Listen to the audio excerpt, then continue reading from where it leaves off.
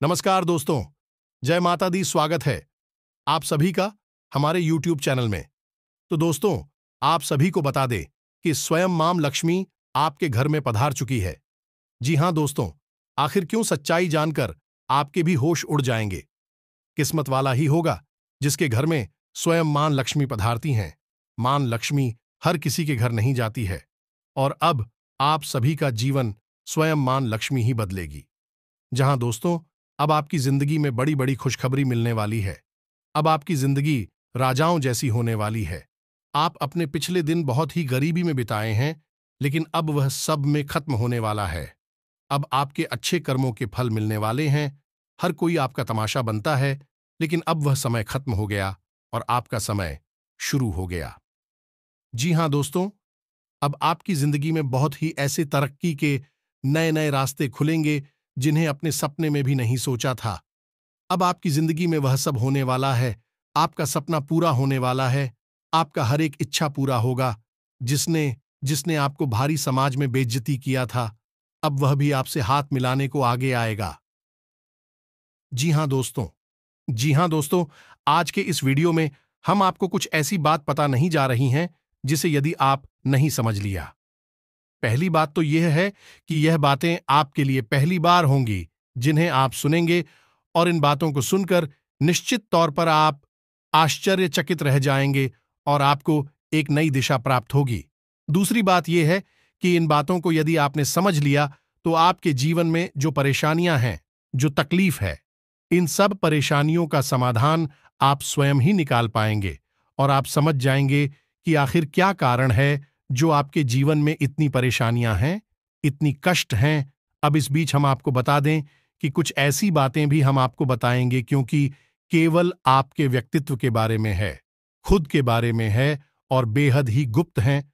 तो इन बातों के बारे में आप किसी से चर्चा ना करें। दूसरा यह है, आप वीडियो को बिल्कुल अकेले में एकांत में ठंडे दिमाग से देखें तो आपको ज्यादा समझ में आएगा। यदि आपने किसी काम को करते करते इस वीडियो को देखा तो आपको कुछ भी अच्छी तरह से समझ में नहीं आएगा और आप सही ज्ञान नहीं ले पाएंगे, तो फिर आपका जीवन कैसे बदलेगा। दोस्तों, दोस्तों, तो बस आपको ठंडे दिमाग के साथ इस वीडियो को पूरा देखना है और हर बात जो इसमें हम बता रहे हैं उसे समझने का प्रयास करना है। हम आकर आपको बता नहीं जा रही है कि भगवान की पूजा पाठ करते हैं, सच्चे मन से उन्हें याद करते हैं। अपनी तकलीफ है उन्हें बताते हैं, लेकिन भगवान आपके बारे में क्या सोच, और जब भगवान आपके बारे में सोचती हैं तो आपको कैसे पता चलेगा कि भगवान आपके बारे में क्या सोच रही हैं और अब आपको इसके अनुसार अपने जीवन में क्या बदलाव लेकर आने हैं। आखिर भगवान की भाषा क्या होती है, आप कैसे भगवान से बात कर सकते हैं, बड़ा ही गहरा विषय है जो आज के इस वीडियो में हम आपको बताने जा रहे हैं। यदि आपने आज के इस वीडियो को नहीं देखा तो यकीन मानिए आप एक बेहद ही महत्वपूर्ण जानकारी से वंचित रह जाएंगे। जी हां दोस्तों, आपके जीवन में जो आज की स्थिति बन रही है, इस स्थिति में भगवान आपके बारे में कुछ विशेष कर बैठे हैं। कुछ खास बड़ी घटनाएं आपके जीवन में घटित होने वाली हैं, लेकिन यदि आपने भगवान के द्वारा दिए जाने वाले संकेतों को नहीं समझाता, भगवान की भाषा को नहीं समझा, तो आप निश्चित तौर पर वही गलतियां करते रहेंगे जो आप लगातार करते चले आ रहे हैं। फिर निश्चित तौर पर आप ना तो अपने जीवन में कामयाबी हासिल कर पाएंगे और ना ही भगवान की कृपा आपको प्राप्त हो पाएगी। तो बस ठंडे दिमाग से आपको वीडियो पूरा देखना है और हर एक बात जो हम बता रहे हैं उसे समझने का प्रयास करना है। तो चलिए दोस्तों, बिना समय गंवाएं आज के इस वीडियो को प्रारंभ करते हैं और बताते हैं कि क्या फैसला है जो भगवान ने आपके लिए लिया है और आपको इस फैसले के अनुसार अपने जीवन में कौन सी जरूरी बदलाव लेकर आने चाहिए। यहां पर यह रही कि आपके अंदर यदि घर की हिम्मत है, यानी कि समय देने का साहस है। अभी आप इस वीडियो को देखें, जल्दबाजी में बिल्कुल भी ना देखें। तो चलिए आज के इस वीडियो को प्रारंभ करते हैं, लेकिन इससे पहले आपसे एक निवेदन है कि कमेंट में पूरे भक्ति भाव के साथ, सच्ची श्रद्धा के साथ जय मां काली कृपा करो 3 बार अवश्य लिखना दोस्तों, एक बार से काम नहीं बनता है। हमारे धर्मशास्त्रों में 3 का विशेष महत्व होता है दोस्तों। जैसे कि इस सृष्टि के निर्माण में त्रिदेव का महत्वपूर्ण योगदान रहता है। समय के भी 3 काल होते हैं, त्रिकवीय भी 3 पहर होते हैं और भगवान भोलेनाथ के हाथ में त्रिशूल है, उसके भी 3 सुल होते हैं। 3 का बहुत अधिक महत्व है। दोस्तों, धार्मिक महत्व इसी वजह से हम हर वीडियो में आपसे कहते हैं कि आपको एक बार नहीं 3 बार लिखना है, जय मां काली कृपा करो आप सच्चे भाव से यदि इस क्रिया को करते हैं तो यही आपकी पूजा बन जाएगी, आराधना बन जाएगी और मां काली आपके हर एक कष्ट को हर लेंगे और आपके जीवन में कृपा और आशीर्वाद भेज देंगी। तो सबसे पहले आप इस कार्य को करें। उसके बाद एक और छोटा सा निवेदन है। वीडियो शुरू करने से पहले हम आप सभी से एक महत्वपूर्ण बात करना चाहते हैं कि हम आप सभी के लिए अच्छे से जानकारी के लिए दिन रात मेहनत करते हैं। बहुत छानबीन करने की बात, आप सभी के लिए हम बहुत अच्छे अच्छे जानकारियां लेकर आते हैं जो कि आप सभी के जीवन के लिए बहुत ही जरूरी होता है। और दोस्तों, इन सभी के लिए हम आपसे कुछ नहीं चाहते हैं, बस हम इतना चाहते कि आप हमारे चैनल को सब्सक्राइब कर लें और हमारे चैनल से जुड़ जाएं, जिनमें आपको 1 रुपया भी नहीं लगेगा। बस इतना हमारा आप सभी से हाथ जोड़कर प्रार्थना है, निवेदन है, तो हमारा भावना को जरूर समझिएगा और हमारे चैनल को सब्सक्राइब कीजिएगा। दोस्त, इससे हमारा बहुत अधिक मनोबल बढ़ेगा और हम दुगनी मेहनत से आपके लिए ऐसे ही सूचना और ज्ञानवर्धक वीडियो लेकर आते रहेंगे। जी हां दोस्तों, तो चलिए सब्सक्राइब कर दीजिए, फिर आगे बढ़ते हैं। जी हां दोस्तों, तो चलिए शुरू करते हैं। दोस्तों, एक बात क्यों हम आपको बता दें, और ये थोड़ी सी कड़वी बात हो सकती है, शायद सुनकर आपको अच्छा ना लगे, झटका लगेगा। सबसे पहले हम आपको बता दें कि आपकी राशि के जातकों के जीवन में जो परेशानियां होती हैं, जो भी कष्ट होते हैं, उन परेशानियां कष्ट के लिए सबसे अधिक जिम्मेदार आप स्वयं ही हो। आपको लगता है ऐसा है कि कोई बाहर का इंसान का, कोई अपना ही या कोई पराया इंसान आपको किसने किसी बात से परेशान कर रहा है, या आपके जीवन में परेशानियां चल रही हैं, उतार चढ़ाव चल रहे हैं। हां, थोड़ा बहुत दूसरों के द्वारा निर्मित की गई परेशानियां और कष्ट होते हैं, लेकिन कई ऐसी समस्याएं हैं, कई ऐसी परेशानियां हैं जिन्हें आप स्वयं ही न्योता दे देते हैं, अपने जीवन में आमंत्रण दे देते हैं और आप अनजाने में ऐसा करते हैं। दोस्तों, आपको अपने व्यवहार पर नियंत्रण नहीं रहता है, इस वजह से आपको ऐसी परिस्थितियों का सामना करना पड़ता है। तो अब इस बात को सुनकर आपको शायद ऐसा मन में प्रश्न उठेगा कि आप मना अपने आप को परेशान क्यों करेंगे। आपके मन में ऐसी बात आ सकती है कि भाई, आप अपने आप को परेशानी में क्यों डाल देंगे। ऐसा कोई जानबूझकर करता है तो हम आपको बता दें कि आप ऐसा निश्चित तौर पर करते हैं, तो आपके स्वभाव में कुछ बहुत बड़ी खामियां हैं, कुछ बहुत बड़ी परेशानियां हैं। इनको लेकर आप हमेशा परेशान रहते हैं, विचलित रहती हैं। ये दोस्त कौन सी है वह परेशानियां, ध्यान से सुनिए। सबसे पहली परेशानी, आप भले और बुरे लोगों के बीच कभी भी फर्क नहीं लगा पाते हैं। आप एक भावुक इंसान हैं, ये छोटी बात नहीं है, बहुत बड़ी बात है, और इसी की वजह से आप असल में हर रिश्ते नाते में फंस जाते हैं। आपका दुरुपयोग होता है, आप इसको अपना हमदर्द मानते हैं, आप सच्चे दिल से जिससे प्रेम करने लगते हैं, आपको पता चलता है कि अरे ये तो बहुत बड़ा धोखेबाज निकला, समय आने पर इसने आपका बिल्कुल भी साथ नहीं दिया और इसने तो आपको बहुत बड़ी मुसीबत में डाल दिया।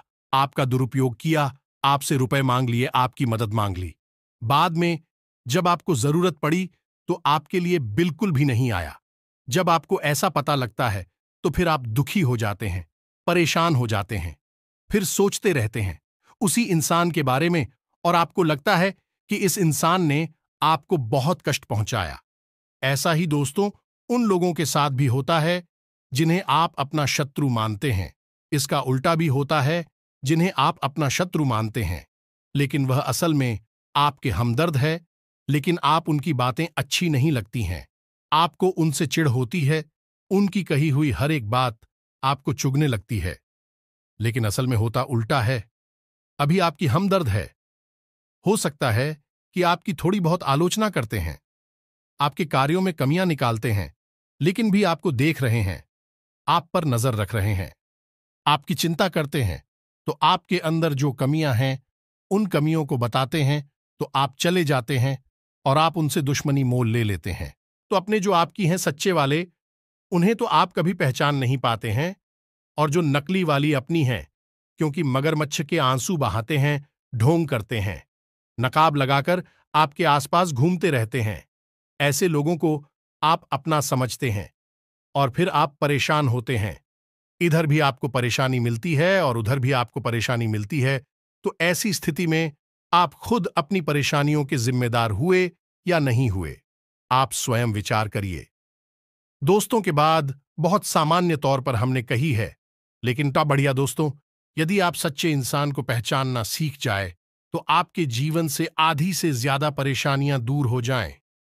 आपका दिल कभी नहीं टूटेगा, आप दुखी कभी नहीं होंगे, और आपके अंदर ही खूबी है कि यदि आप दुखी हैं तो आपका फिर किसी भी काम में मन नहीं लगता है और आप इतनी अच्छी तरह से कोई भी कार्य नहीं कर पाते हैं। आपके निर्णय उतनी मजबूत नहीं होते हैं। हमेशा आपका ऊर्जा का स्तर गिरा हुआ रहता है और आपके अंदर नकारात्मकता घर करने लगती है। फिर आपको हर बात बुरी लगने लगती है, जीवन भी बुरा लगता है। तो थोड़ा आपको इस पर कार्य करना है। तो आप कैसे पहचाने ना दोस्तों, आपके अंदर एक छोटी सी कमी और भी है कि जब कोई इंसान आपकी बात काटने लगता है, आपका विरोध करने लगता है, तो अचानक से आपको क्रोध आने लगता है। और जब आपके मन में क्रोध उत्पन्न होता है दोस्तों, तो आपका जो भौतिक पल है वह कमजोर पड़ जाता है, यानी आपके विचार करने की क्षमता कमजोर पड़ जाती है। फिर आप भावना में बहकर जवाब दे नहीं लगते हैं और आप सही आकलन नहीं कर पाते हैं कि यह इंसान ऐसी बात क्यों कह रहा है, आपकी बात काट क्यों रहा है, आप में कमी निकाल क्यों रहा है। तो ऐसे में आपको अपने स्वभाव पर नियंत्रण करना है। जब कोई आपकी बात काट रहा है तो आपको क्रोधित नहीं होना है, रुक जाना है, ठंडे दिमाग से विचार करना है और उसके द्वारा कही गई बात को पूरी तरह से समझने का प्रयास करना है कि आखिर इसने ऐसी बात क्यों कही है। अगर आप यह करेंगे तो आप यकीन मानिए कि आप जिन्हें अपना शत्रु समझ रहे हैं, ऐसा समझते हैं कि यह आपके विरोधी हैं, हमेशा आपके अंदर कमियां निकालते हैं, कुतर्क करते हैं, असल में उनके ही अंदर आपको अपनी हमदर्द मिल जाएंगे। ये दोस्तों, आपकी शत्रुओं के अंदर आपको अपने मित्र मिल जाएंगे, अपने प्रेमी मिल जाएंगे, और ठीक इसका उल्टा भी है। दोस्तों, जो लोग आपकी हर वक्त हां में हां मिलाते रहते हैं, आपकी चमचागिरी करते हैं, झूठी तारीफ ही करती हैं, आप वहां पर भी पिघल जाते हैं, आप हो जाते हैं और उनकी बातों में आ जाते हैं, उनकी हर बात को सत्य समझने लगते हैं। वहां पर भी आपको अपने ऊपर नियंत्रण रखना, भावनाओं में नहीं रहना है। और जब वह आपसे कोई बात कह रहा है, आपकी तारीफ कर रहा है, और आपको विचार करना है। आप खुद इतने बुद्धिमान हैं कि आसानी से पता लगा लेंगे कि इस इंसान ने आपकी यहां पर झूठी तारीफ की है। वहीं उसकी पोल खुल जाएगी और आप समझ जाएंगे कि यह एक धोखेबाज इंसान है, इस स्वार्थ सिद्ध करने के लिए आपसे जुड़ा हुआ है, तभी आपकी अनाप शनाप तारीफें कर रहा है और आपसे अपना मतलब सीधा करना चाहता है। यह दो काम यदि आप करने लगेंगे, आप निश्चित तौर पर अपनी 50% से ज्यादा, इन्हीं आदि से ज्यादा अपनी तकलीफों को अपने हाथों से दूर कर पाएंगे। दोस्तों, हम गारंटी देते हैं। बस यहां पर आपको सबसे बड़ा कार्य ही करना है कि कोई आपसे कुछ भी कहे, आपको तुरंत उसका जवाब नहीं देना है, तुरंत अपने मन में कोई विचार नहीं लाना है, थोड़ा रुक जाना है। फिर उसके बाद सोचना है कि ऐसा क्यों कहा, ऐसा क्यों किया है, कारण क्या था। जब आप विचार करेंगे तो आपको सारी बातें स्पष्ट तौर पर समझ में आ जाएंगे। इसी के साथ साथ दोस्तों, आपको हम बता दें कि आपके अंदर एक और बहुत बड़ी कमी है। इस कमी को आपको खाना बहुत आवश्यक है, और वह कभी यह है कि आप आलसी हो जाती हैं। वैसे तो आप बहुत मेहनती हैं, लगन के साथ काम करते हैं, और जब आप काम करने पर उतारू हो जाती हैं तो आपसे बेहतर कोई कार्य कर ही नहीं सकते। आपकी कार्य क्षमता बहुत ही अद्वितीय है, यह बात आप यकीन कर लीजिए। दोस्तों, लेकिन अच्छाई के साथ हमेशा बुराई भी होती है। जहां आप ही बेहतरीन कार्य करता है, वही आपके अंदर ही खामी यह है कि यदि आप अलग करने पर आ जाएं, का रिपोर्ट डालने पर आ जाए, तो आप काम को इतना ज्यादा टाल देते हैं, इतना ज्यादा आलस दिखाते हैं कि फिर आप समय पर कार्य करने के लिए खड़े होते हैं, तब तक बहुत देर हो जाती है और आप कार्य में पिछड़ जाते हैं। आप याद करके देखिए दोस्त, हमारे कहने से कि आपने कई बार कार्य को इतना डाला, कितना डाला कि अंत में जाकर आप उस कार्य को सही समय पर कर ही नहीं पाए और वहां पर आपको सफलता मिल गई। कई जरूरी से जरूरी कार्यों को भी आप डालने लगे हैं, आलसी हो जाते हैं। बहुत बड़ी कमी है दोस्तों, आपको यहां पर भी विचारशील बनना है। समझना है अपने जीवन में कौन से कार्य जरूरी है, उन्हें सबसे पहले करना है। उन्हें भूल कर भी आलस नहीं करना है, और जो कम जरूरी कार्य में आप आदेश कर भी सकते हैं। दोस्तों, विचारशील बनेंगे तो ही आप इस कमी से दूर हो पाएंगे। कोई आपको नहीं बताएगा। यह बात हम बता रहे हैं क्योंकि कोई भी सीधे तौर पर आपसे दुश्मनी नहीं लेना चाहता है कि आपका क्रोध, आपका गुस्सा बहुत खतरनाक है।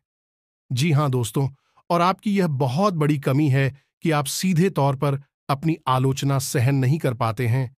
इसलिए लोग आपको सत्य बताने से भी कटने लगते हैं। तो एक यह जरूरी काम है, इसको भी आपको करना है। अब सुनिए एक सबसे महत्वपूर्ण बात कि दोस्तों, आपके अंदर एक ऐसे अच्छी बात है, ये बड़ी बात नहीं है, लेकिन इसमें कहीं ना कहीं आपके जीवन में नकारात्मकता शामिल हो जाती है। तो ध्यान से सुनिए कि आपकी एक बड़ी आदत क्या है, कि आपके अंदर छल कपट की भावना नहीं है। आप झूठ को सहन नहीं कर पाते हैं, और अब बात सीधे तौर पर लोगों के सामने रख देते हैं, यानी सत्य का साथ देते हैं और सीधे तौर पर अपनी बात लोगों के सामने रख देते हैं। अब इससे होता यह है कि लोग आपसे बहस करने पर उतारू हो जाती हैं और आपकी सही बात का भी गलत मतलब निकालने लगते हैं, क्योंकि आप इतने सीधे तौर पर बात बोलते हैं।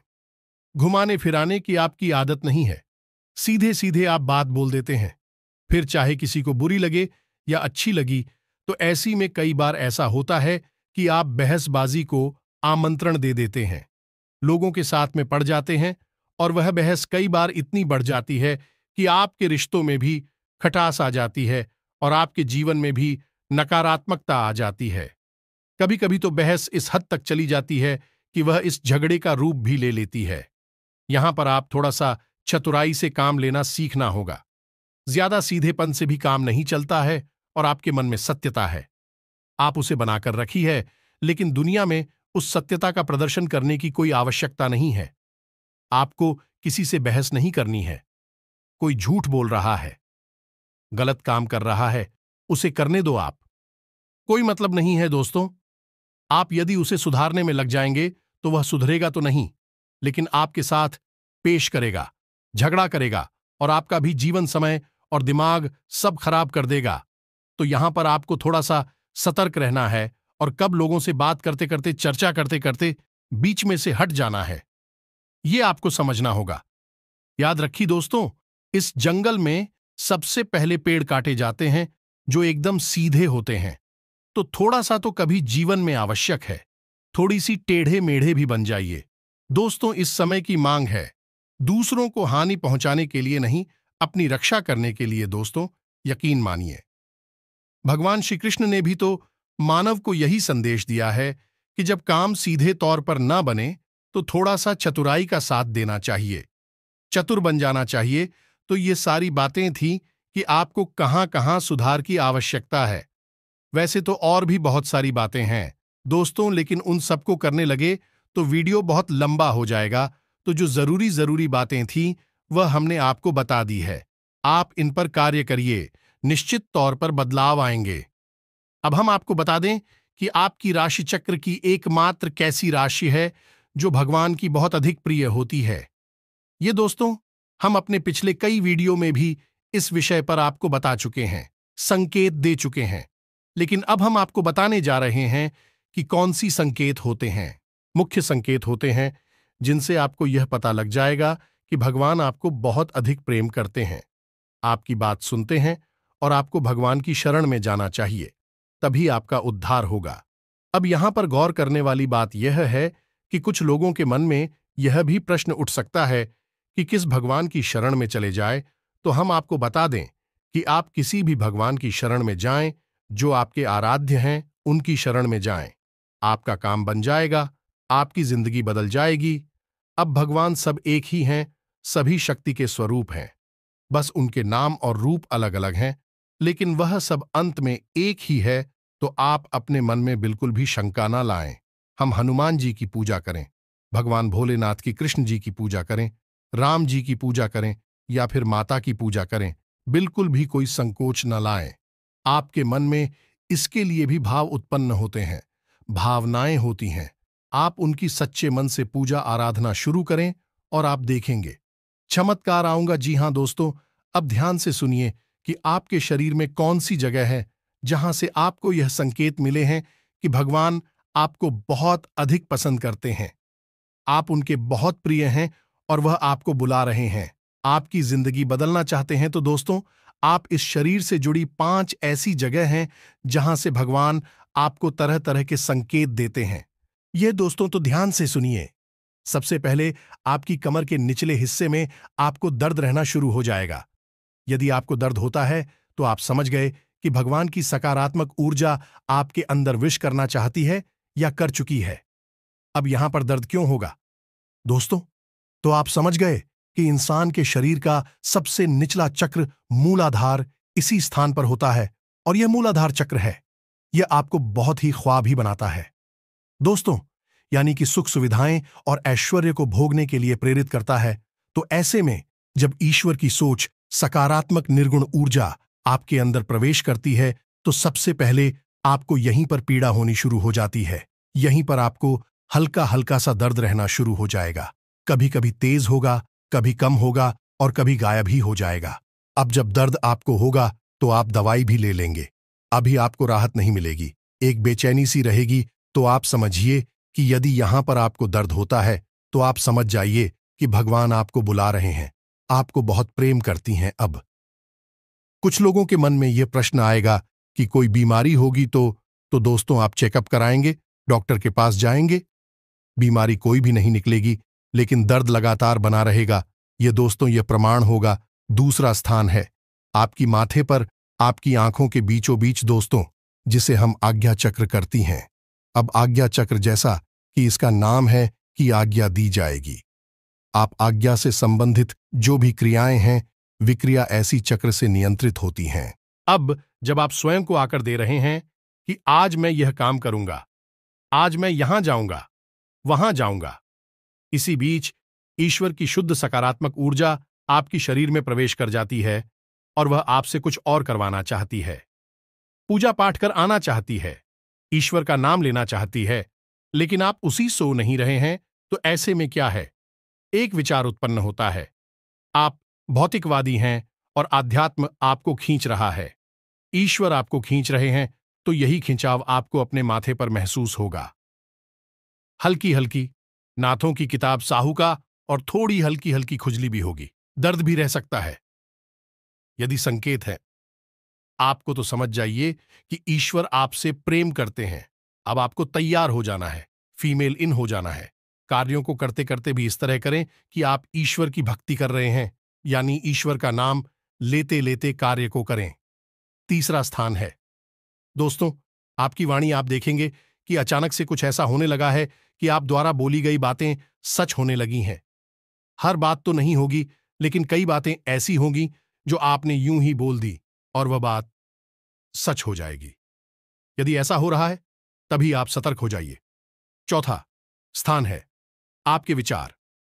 अब आपने किसी के बारे में कुछ बोला नहीं, बस मन में सोच ही लिया क्या, और वह घटना भी यदि घट जाएगा। ऐसा भी हर बार नहीं होगा, अक्सर कई बार होगा, लेकिन स्पष्ट तौर पर नहीं होगा। आपके मन में बस जरा सा विचार आएगा और वह विचार सत्य हो जाएगा। जिन दोस्तों, यह भी एक बहुत बड़ा संकेत है और आखिरी संकेत है आप इस सपने। आपके मन में जो भी विचार चल रहे हैं, आपके मन में कोई उलझन है तो उन विचारों का, उन उलझनों से संबंधित कोई समाधान आपको सपनों के माध्यम से मिल जाएगा।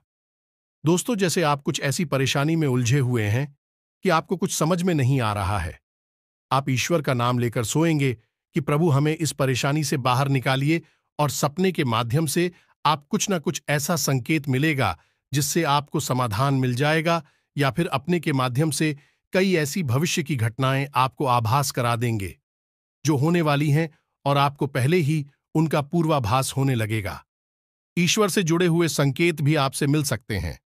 आप जिनको पूजा पाठ करते हैं, जो आपके आ रहे हैं, उनसे जुड़े हुए भी कुछ संकेत आपको मिल सकती हैं। यदि ऐसा कुछ हो रहा है तो आप समझ जाइए कि यह बहुत अच्छा समय है। जवाब ईश्वर से जुड़ेंगे। बस कुछ समझ में भी आ जाते हैं तो आप समझ जाइए कि अब समय आ चुका है। सर में लीन होना है, धार्मिक होना है। पूरी तरह से नकारात्मक चीजों को त्याग दीजिए। इसी प्रकार का व्यसन आपके जीवन में है जो अवसरवादी कोई आपको आदत लगी हुई है, उसे त्याग दीजिए। दोस्तों, अब समय आ गया है जब आपको बड़ा कदम उठाना है, ईश्वर से जुड़ना है, जो ईश्वर खुद आपको बुला रहे हैं। यदि आज आपने यह कदम नहीं उठाया तो फिर कभी मौका नहीं मिलेगा, कभी आपकी सद्गति नहीं होगी। तो अब आपको करना क्या है? कुछ लोग ऐसे में यह प्रश्न भी करेंगे या नहीं, उनके मन में यह सवाल भी उठेगा कि हम तो कामकाज में उलझे रहते हैं, दिन भर तो ईश्वर की आराधना कब करें, ईश्वर की कब पूजा पाठ करें, मंदिर में कब जाए। तो दोस्त, हम आपको बता दें कि पूजा पाठ करने के लिए यदि आपके पास समय है तो आप करिए, जितना समय है उतना करिए। मंदिर जाने का समय है तो जाइए, सर्वोत्तम है। इधर उधर बैठकर समय खराब करने से बेहतर है कि भगवान की शरण में चाहिए। मंदिर जाइए और वहां पर भगवान की शरण में बैठी है, आपका मन बहुत सुंदर हो जाएगा। दूसरा, यदि आपके पास समय नहीं है कि आप नहीं जा पा रहे हैं, मंदिर पूजा पाठ भी नहीं कर पा रहे हैं, तो कोई बात नहीं है दोस्तों, कर्म ही पूजा है। हमारे शास्त्रों में लिखा हुआ है, तो आप कर्म को ही पूजा समझकर करिए। ये दोस्तों, आपकी जो भी आज जाते हैं, मानकर चलिए कि हनुमान जी आपके आराध्य हैं, तो आप जो भी कार्य करती हैं उस कार्य को हनुमान जी की पूजा मानकर करिए। या दोस्तों, आप अपने मन में विचार करें कि आप ऑफिस जा रहे हैं तो घर से बाहर निकलने से पहले हनुमान जी को याद करते हुए हनुमान जी से कहना है कि प्रभु, आज का कार्य हम आपकी पूजा के तौर पर करेंगे और आपको समर्पित करेंगे दोस्तों, और शुद्धता के साथ करेंगे, जैसे कि मंदिर में हम आपकी पूजा करते हैं। कोई भी कार्य आप करिए, अपने दिन भर के सारे कार्य करिए, ईश्वर को समर्पित करें, उसकी पूजा मानकर करिए। इसीलिए तो कहा गया है, कर्म ही पूजा है, तो आप कर्म करिए। जब साधारण कार्य को यानी दैनिक क्रियाओं को भी ईश्वर को समर्पित करने के बाद किया जाता है तो वह कर्म बन जाते हैं, और क्रिया में और करनी में फर्क किया है। दोस्तों, की क्रिया केवल जीवन को चलाने के काम आती है, कर्म हमारी आत्मा को भी उच्च स्तर पर ले जाते हैं, हमें मुक्ति के द्वार तक ले जाते हैं, ईश्वर के और नजदीक ले जाते हैं।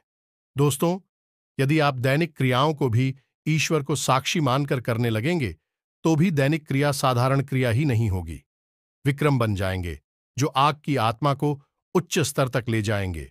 ईश्वर से जुड़ जाओगे आप। अब इसमें भी यदि आपको एक कदम और आगे जाना है तो फिर आपके कार्यों का जो नतीजा निकल रहा है, उस नतीजों को आप ईश्वर का प्रसाद मानकर ग्रहण कर लीजिए।